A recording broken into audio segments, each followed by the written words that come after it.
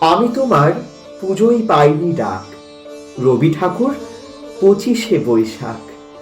বসে আছি একলা ঘরের কোণে, যাইনি ভোরে নন্দন প্রাঙ্গণে। একটু দূরে দাঁড়িয়ে তুমি একা, মূর্তি তোমার ফুলে মালায় ঢাকা।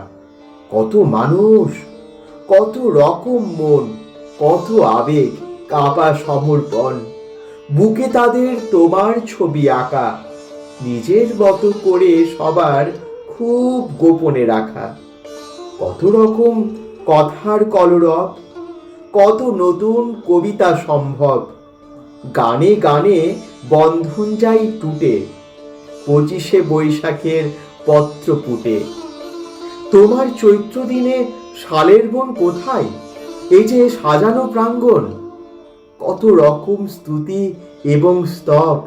তোমার জন্মদিনের মহোৎসব।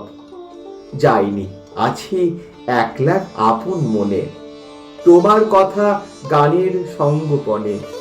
একটি ধূপের শিখায় আঁকা ছবি, তোমার মুখটি, তোমার মুক্তি কবি।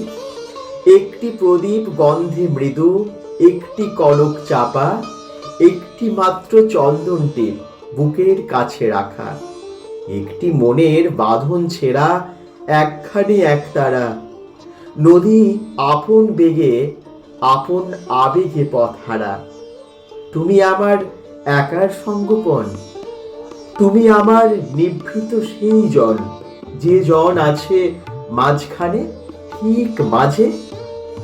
অরুণ বীণা হয়ে যে জন খুব নীরবে বাজে, সেই নিবিড়ে নির্জনতায় তোমাকে সৃজন।